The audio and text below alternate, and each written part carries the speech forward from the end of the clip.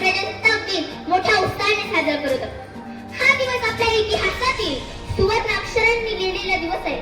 कारण ह्या दिवशी 1950 साली भारताचे संविधान अंमलात आले आणि भारत एक सार्वभौम, लोकशाही, धर्मनिरपेक्ष प्रजासत्ताक देश म्हणून जगाच्या पटलावर उभा राहील. स्वातंत्र्य मिळाल्यानंतर देशासमोर सर्वात मोठे आव्हान होते एक मजबूत, न्यायपूर्ण आणि सर्वांना समान अधिकार देणारे संविधान तयार करणे. हे अत्यंत कठीण काम होते. हे महान कार्य ज्यांनी यशस्वीपणे पार पाडले ते म्हणजे भारतरत्न डॉक्टर बाबासाहेब आंबेडकर. डॉक्टर बाबासाहेब आंबेडकर हे केवळ संविधानाचे शिल्पकार नव्हते, तर ते एक महान समाज सुधारक, अर्थतज्ञ, कायदे पंडित आणि विचारवंत होते.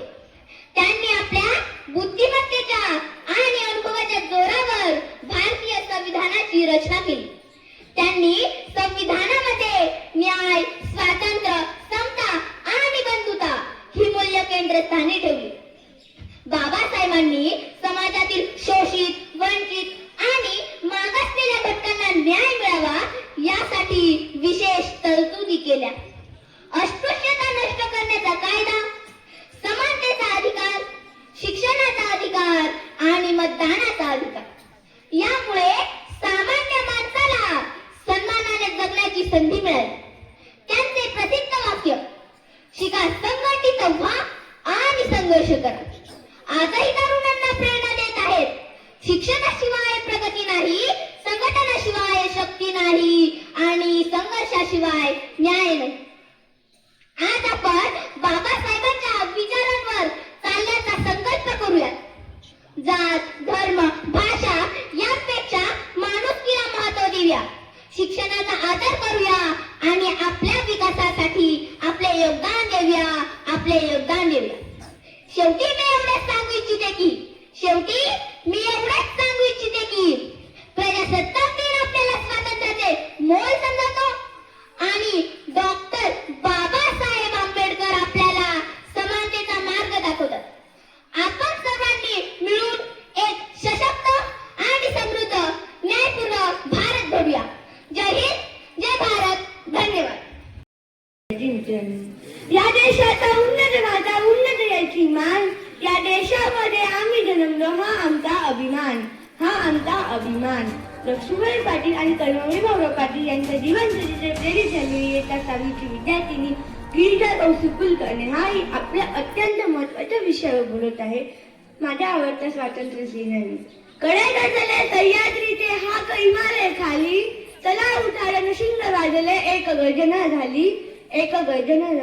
शेकडो वर्षाच्या स्वातंत्र्याच्या काळोखाला बेगून स्वातंत्र्याच्या सूर्योदयाकडे निघणारी एक गर्जना, संपूर्ण भारतात कणाकणात सामावलेली ती गर्जना होती निग्रह, आग्रह आणि अट्टहास.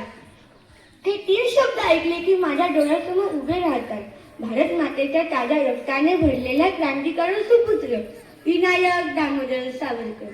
निग्रह म्हणजे स्वतःची भावना, वेदना, इच्छांना संयमाने थांबवण्याची क्षमता. आग्रह म्हणजे न झुकणारी जिद्द.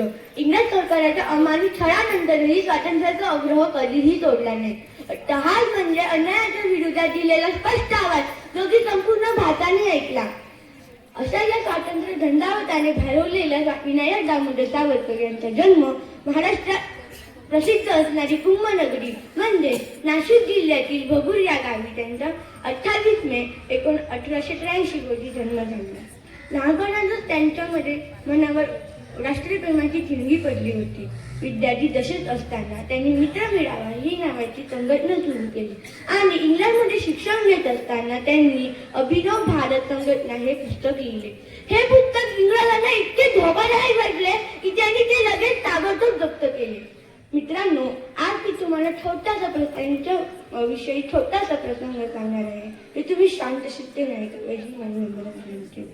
मित्रांनो, सावरकरांना लवकरच जन्मठेपेची शिक्षा देण्यात येणार होती, परंतु म्हणून त्यांच्या पत्नी माई त्यांना भेटायला आल्या होत्या.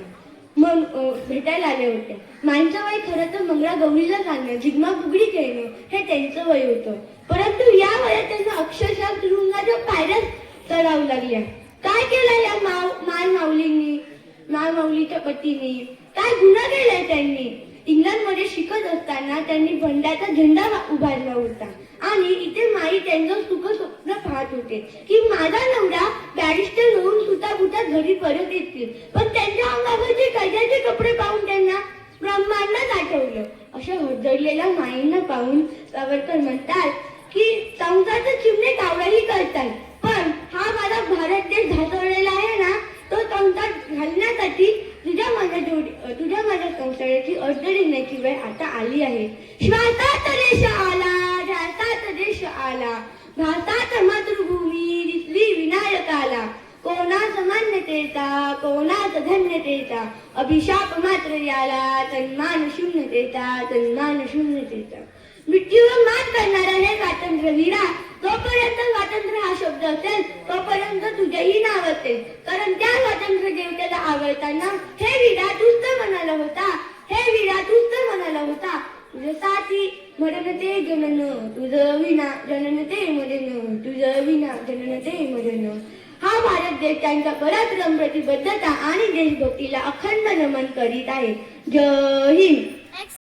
Constitution of India the Constitution of is supreme law of our nation. The Constitution of India is largest constitution of our entire world. Dr. Baba Ambedkar is father of our Constitution. Our freedom fighters to fight continuously against the British, and we can never to forget of our commitment of our country. We can respect our national flag and national symbol. Our country is so unity and different languages and country. So, thank you. Jai Hind, Jai Maharashtra.